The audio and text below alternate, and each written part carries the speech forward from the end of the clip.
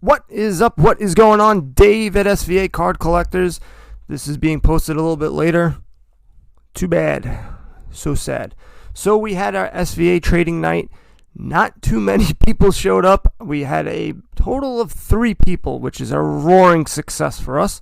But what we did figure out is we had actually Mr. Will, and he's a kid in high school. And he showed up, and he actually had some good knowledge with regards to basketball cards and cards, flipping cards and cards, newer cards and things like that, and some tips and tricks that he uses. And I think that may be something that going forward that I'm going to do. Either just have a Facebook Live or maybe even a YouTube Live. And each week I'll just start talking. I'll have have a nice little topic, and then I'll go through the comments, and people ask questions. People can jump on. Maybe something to do on Facebook. I think Facebook Live, you can actually do that, or Bernard can set up on his Blue Jeans network. But I actually liked it. I think we hit on something there, and it was pretty good. It was enjoyable. We laughed. We cried. It was beautiful. It was glorious. So anyway, enough of the jibber jabber. So, today's topic.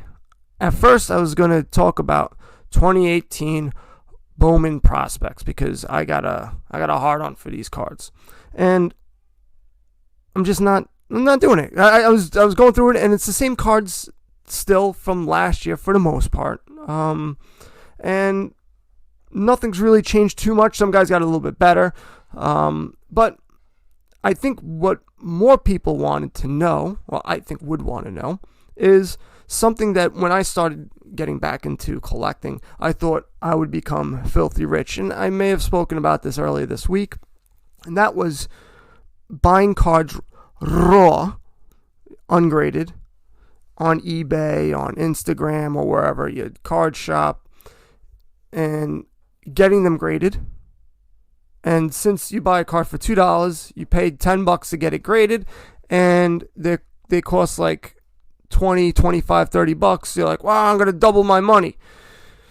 And it's not all that it's cracked up to be, especially if you're selling on eBay, because one, the fees will kill you. So now you got to knock off 13%, and if you're offering free shipping, there's another $3 or $3.50, depending on what you're selling or where. So if you sell a $20 card, you're down to, you got to subtract $5. So you've done all that work. You got the card for $2. You paid $10 to get it graded. Took 3 months for it to come back. Comes back to your house. You sell it for $20. Get $15 back, and you made $3. Go to a vending machine. You get 3 sodas, and you're done for the day. You can't even buy a pack of cards. I would say go buy a pack of cards, but you can't buy a pack of cards for $3, which is ridiculous. Or as the kids say these days, redonkulous, which they don't. They've said that maybe 10 years ago, not now. So, what do I do? How did I go about it? How did I learn? Well, I started to get better at it, and I started to look at better options.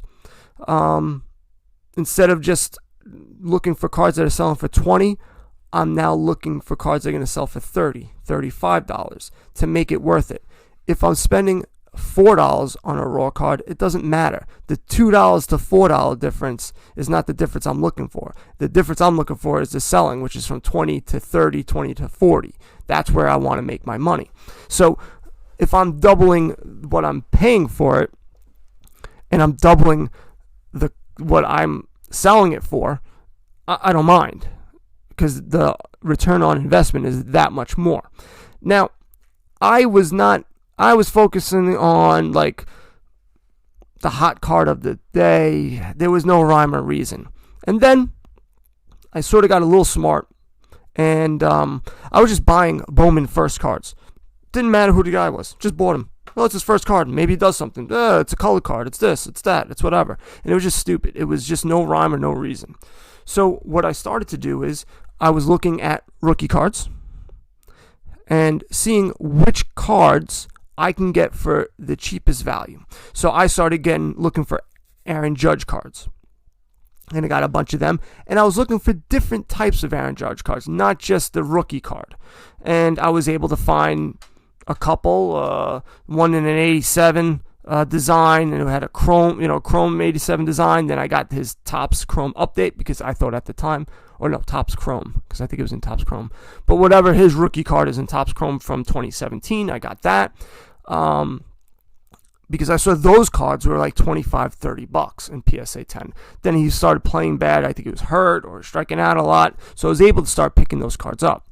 And so I started to do that. I found Acuna. His Topps update wasn't going crazy yet. So I bought a couple of them. Juan Soto's. I picked a lot of 10 Acuna's 2018 Topps Heritage High number, his rookie cards. And I'll give the tip later, but I bought 10 of them, graded 8. All 8 got 10s. Or 7. No, all 8 of those got 10. I actually put in more that I got from packs, and I got one that was a 9. So I started to focus on that, and there was things that I was doing on eBay that I know a lot of people weren't paying attention to. A lot of times they just buy the card. Like I bought a Jonathan India Bowman Chrome Auto. A purple, I think it was purple. And I wanted to kick myself because I bought it quick because it was cheap. I saw that it was cheap, and I think it was a bid, and it's just coming up soon. I just noticed it, and I just bid right away. When you're going through this stuff, you cannot just, all right, I'm done, ready to go. You need to slow down.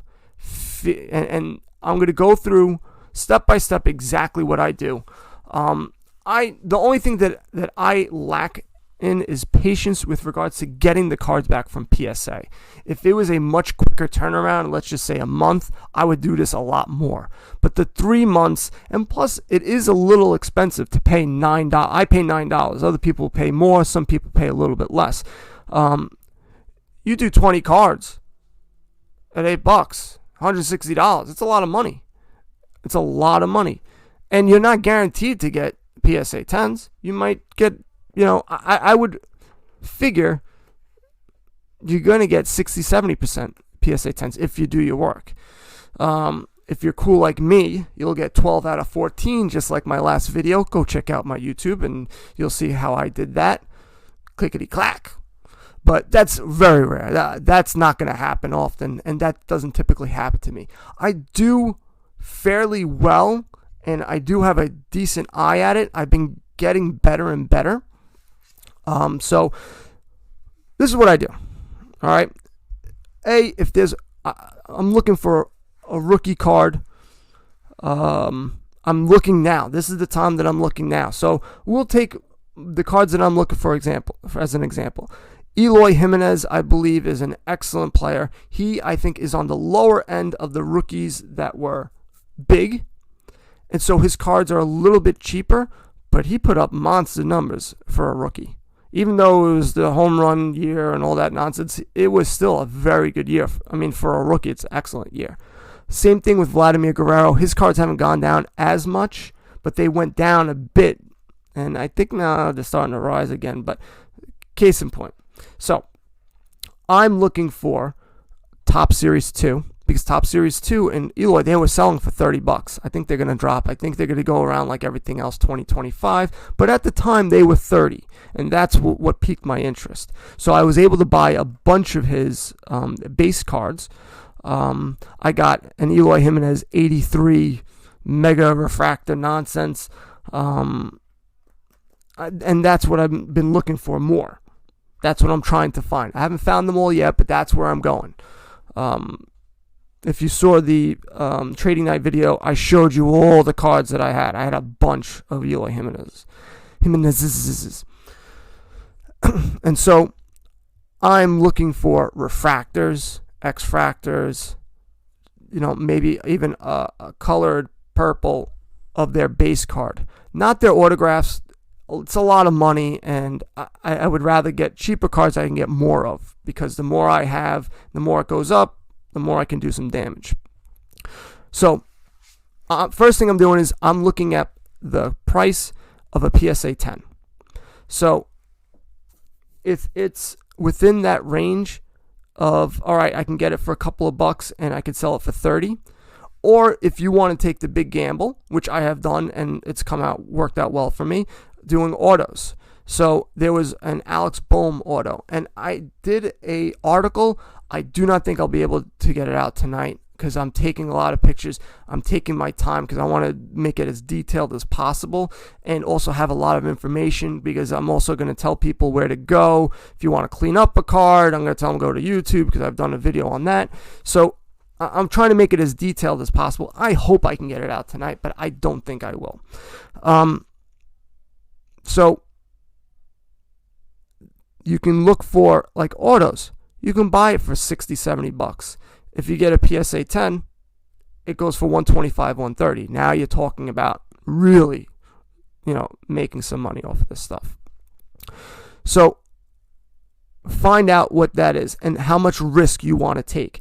I wouldn't do it if you're spending 50 bucks and it costs $70 in a PSA 10. That's not the risk to take. That's not what you want to do. If you at least double your money, then that's the risk you can take. That's something that I would do, that I would be interested in.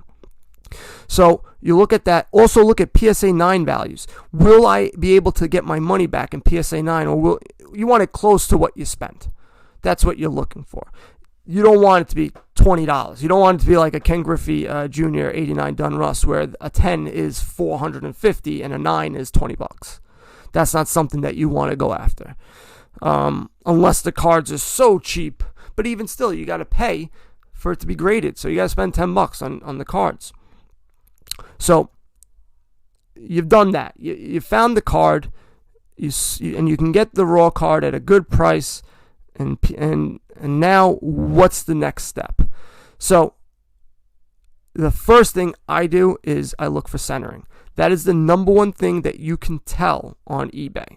It's the easiest out of the four keys to a card getting a PSA 10. You can look at a PSA 10 and try to compare. A lot of times I'm able to eyeball it up now because I constantly am looking. I'm looking on eBay. I'm looking at my cards. And that's what I do. I'm always looking to see, is this centered? Is this right? What's wrong with it? Is it up? So take a look at a PSA 10. Take a look at that card and see, is it messed up left to right? Also, is it messed up and down? It's easier to get a card that has borders. If it doesn't have borders, it is much more difficult to figure out centering. I don't even know how to figure out centering. So I'm relying on the other three key factors.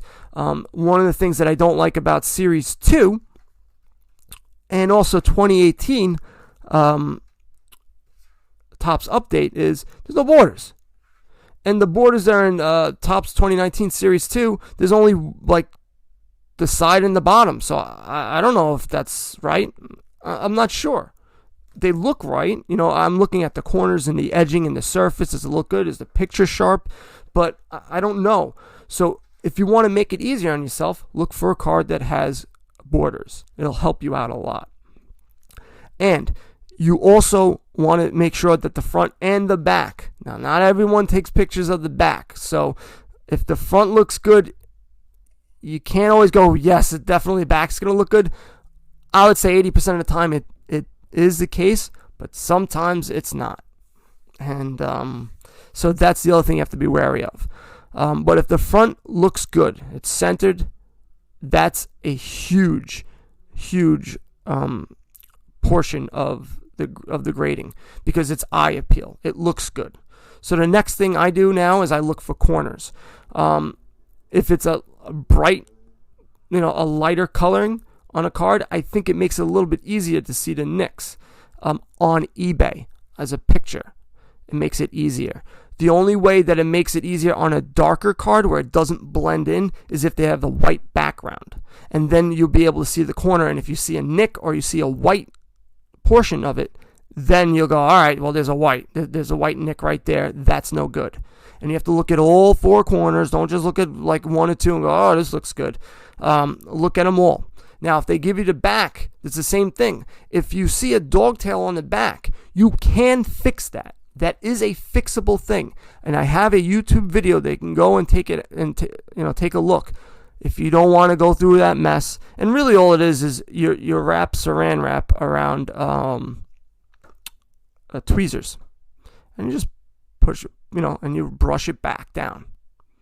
Then you put it in a card saver, and you're not pressing it. You just put it on top of all the cards. I would never say press it down like the way they do it legally.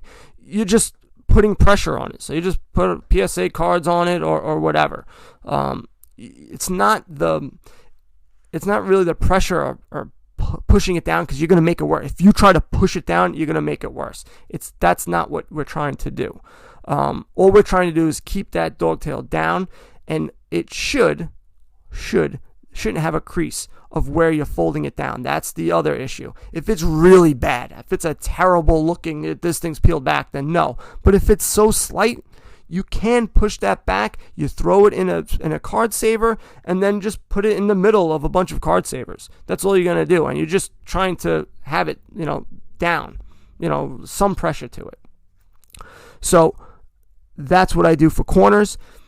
Edging, that's where it becomes more difficult. And surface is just too difficult to take a look at.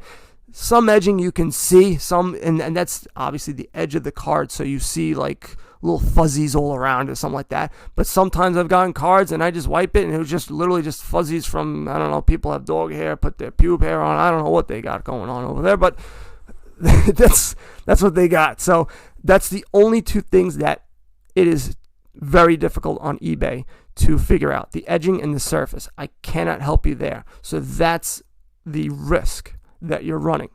And so I'm not going to say it's 100%, but if you have good corners and you have good centering, the other two typically will fall, will be good as well. Like I said, I've done this before, and it's worked out for me. I've actually done a pretty decent job of doing it. Now that you have this, all right, you got the card, and like I said, I suggest rookie cards, refractors, X-refractors, and like maybe a purple, a color, but not a gold, because sometimes the golds, they can be real, some of them cost a lot of money. So don't start off like that. That's not where you want to start off doing this stuff. Another way to lessen your risk is to buy lots of cards, meaning buy a lot of 10 of the same card. If you're getting at a good price point. So if you're paying $2 and you can get it for $1.75, $1.50 if you buy 10 of them, go do that. From there, you should be able to get 7, 8 out of 10 should get a PSA 10. And then from there, you're probably going to get 5 or 6 out of those actually get PSA 10. And then you just figure out the math. So, all right, I got these in a PSA 10. Will I make my money back? And that's what I did for the Topps Heritage. I figured out that the Acuñas, I paid $4 each. And if I sold them all, I think I sold them for $25 or $30 or something like that. And I knew my break-even point was like I had to 4 or 5 of them had to be PSA 10, whatever it was. I don't remember what. I just know that it was 4 or 5 I had to sell. I had to get PSA 10s. If I did that, then I would make my money back. So it was a good risk for me to take, and it worked out. I got 8 of them. Just know that in advance. But even if you don't just buy a lot, like a lot of 10, if you're gonna buy these cards, just buy a whole bunch of them. Go on COMC. COMC is great because you can take your time and really take a look at the centering and the corners and even the edging, because they take better pictures. And also they take a picture of the back. So COMC is a really good spot. I made a critical mistake, and I've spoken about this before. I bought a bunch of Nolan Gormans because I thought I could be able to flip them so much quick, so fast, and it was just I got caught up with a bad week where he did well for 1 week and the prices went sky high. I got him and then they all tanked. And the worst part was I didn't pay attention to centering or nothing. I just got them. So they were all off-centered. They all didn't look right. And now I'm just trying to get rid of them for anything. So I was frustrated about that. And that's why I say slow down. Make sure that it's centered properly. Make sure the corners. Once you start buying these cards and you start getting them back and they are PSA 10s, the buyers that you bought them from, make a note of them. That's who you want to go to. A lot of guys only sell cards that they know aren't going to get PSA 10s. You don't want to go to them guys. It's not their fault. They're selling the cards. They're not promising you to get a PSA 10. They're just saying, hey, these cards are ungraded. You want them? Come get them. It's up to you to figure out if they are PSA 10s or not. And so it's important if you have good reputable dealers who are just selling bulk lots of these and they're not grading them, cherry picking them, grading them and giving the crap. That's something to know. And maybe you'll know, hey, maybe I'll spend an extra $1 or $2 because you know that you're going to get more PSA 10s than other guys. So take a note of that as well. A lot of notes you guys got to take. So those are the steps that I take. And once you get them back from PSA, make sure you list the damn cards. And don't be like me and forget to list them. Because then you'll be sitting on a bunch of cards that you could have made a lot of money on. And because you didn't list them, now they went down in price or something happened. Or maybe they would have gone up. But it doesn't happen to me. They don't go up. They go straight down. So just be wary of that as well. Prices do change. So if you're going for a 3-month, PSA grading, things change in 3 months. So you have to factor that in as well. There's a lot of things to factor in. And that's why it's so important to make sure that A, you buy right, and B, you give yourself enough outs. Meaning, hey, the price went down, but that's okay because I bought it at such a good price. Ah, man, it went down to a PSA 9. That's okay because I know a PSA 9 goes for X amount of dollars. Minimize your losses as much as possible.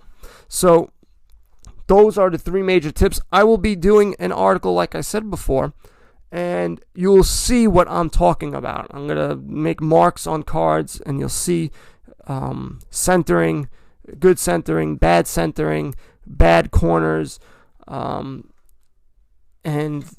tell you places to go where I've done videos where you could see exactly how to fix certain things. If you want to clean the surface, like a Bowman Chrome, you can clean the surface a little bit. Some people will go, oh no, you're messing with the card.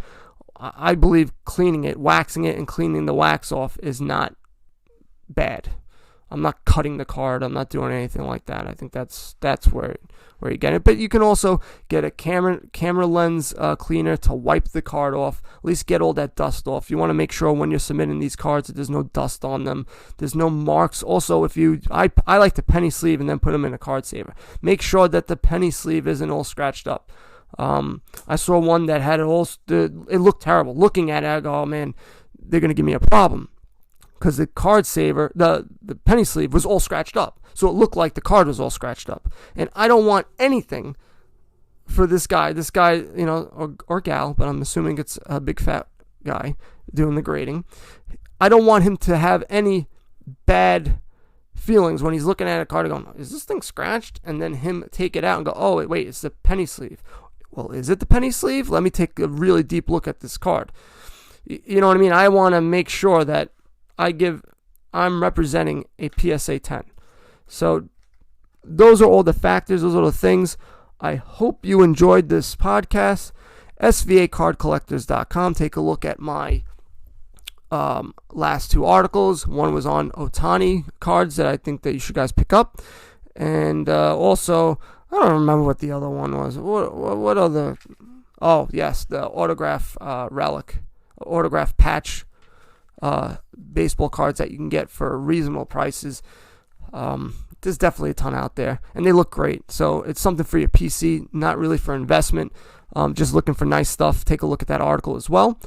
And guys, download the Flick Chat app. A lot of conversations going on, way beyond me, because I can't be looking at the stuff. I can't be learning English either. I can't be everywhere at all times, and a lot of smart guys there that know their stuff. I'm going to give a shout out to Carlos. Carlos has been unbelievable on Flick Chat. He's been giving a lot of great information to people. I'll give out some shout outs now and again, but Carlos, thank you very much. I do appreciate you guys answering questions. He's not an admin or anything like that. He's just a user. And it's just a lot of people learning a lot of stuff, and that's really what it's all about. I know a lot of people getting back into the hobby. There's just like a ton of releases, and that's why I did the podcast, so you can somewhat keep up with it, because I didn't know. Each week I go, what's coming out now?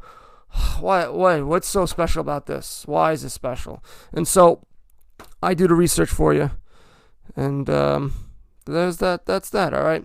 So you guys know what to do. No, you guys can't answer back. Sorry. Bye, Scots. Go broke. Later, people.